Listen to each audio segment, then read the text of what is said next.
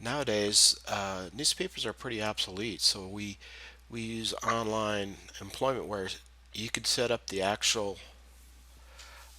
application online and have people fill it out, and then it saves you trying to decipher hieroglyphics if they do hand printing or try to type in the areas provided. With an online form, you get all the information. Also, in theory, it targets a population with some computer skills, but that may not necessarily always be true anymore. And then, of course, you have a low cost to the company. You don't have to pay for advertisement, although they do now have job sites that will help you find employees, and they do some of the initial screening. E-government, like I said, government to government is, or government to citizen, I should have said instead of consumer. Government to citizen has been a fantastic way of adding to democracy, and I like to call it e-democracy. There's sites like FirstGov, but it's been renamed again. I can't remember what the new name is, but if you go to whitehouse.gov, it will give you a link to it. Arizona got a lot of information online. Same way with Maricopa County, and then I don't know about you, but if you live in Phoenix, you can pay your tickets, you can pay your renewal fees for anything, just about. You can pay your water bill, your electric, well, not your electric, well, you can electric bill, but that's usually not the government. One of the things that kind of shocked me is when I got a divorce, I was able to download all my information, and it was a legal document from Maricopa County court system. I don't know if that's still the case, but that was kind of bizarre in my mind that anybody could do that, and that I didn't have to go all the way down to the government building to get an official document that what was online was good enough. Now, another thing that's kind of shocking is one of the major leaders in e-government is the state of Arizona. Now, you would have thought that it would be California because of all the Silicon Valley startups that are in the state, but that's not necessarily the case because IBM worked a long time ago, and then there's some other vendors too nowadays. But they did a joint venture with the state, and they literally put up a lot of the services online, which saves us money. That's a good thing. Now, there was an internet bubble in the 90s, late 90s, early 2000, and the reason was that number one was bad business plans. And what I mean by that is companies knew that they were going to sell a product for less than its cost, but they would make it up in volume. And I kid you not, they were actually presentations that said that. Well, part of it was they were hoping that advertising dollars plus being able to sell demographic data about their customers would make up for some of it, but it was way underestimated the amount of advertising dollars. And then, just poor customer service is another reason.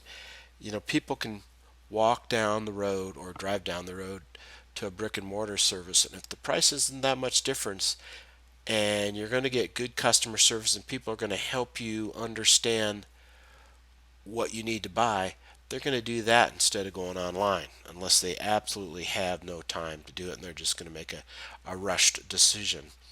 And then, if that's the case, what happens most of the time is the fact that you will um, get that product back. So it's going to have a higher overhead. So that was another reason that they hadn't planned for. So that's my presentation. You can download it and look at it, and hopefully I'll have the latest and greatest. No, thank you. Um, some other things that I wanted you should watch this SEO rep. It's kind of silly. I agree with most of the stuff. A couple items that I don't agree with is the strong versus B for bold. But that's really minor. Or using div tags instead of tables. You can go table happy and you can also go div happy, but for the most part, this design coding is pretty good. And then I've got a page that's kind of like a checklist of what you can do to improve your search engine optimization. There's also a couple cartoons that kind of highlight what's happening. It's kind of amazing. This is something we discovered was that it's sort of like, actors say there is no bad press. Well, we found out that that might necessarily be true here with websites. If you get a lot of people complaining, that's links to your website that will help search engine optimization for your site.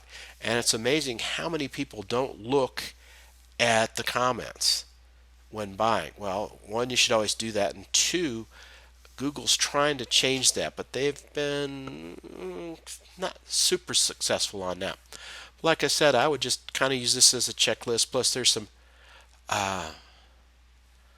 some interesting cartoons. The two most important areas is right here: the SEO Starter Guide, and then Google's Webmaster Tools. Those are outstanding resources, and they're coming straight from what I call the horse's mouth, because Google's an 800-pound gorilla, and they're the ones that pretty much set what search engine optimization is, and so it pays to pay attention to what they're thinking and looking at right at this moment. Come on, there we go.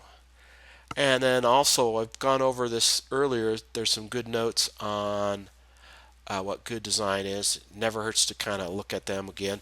And also, once again, at the bottom, there's some really good resources on what is good in terms of design.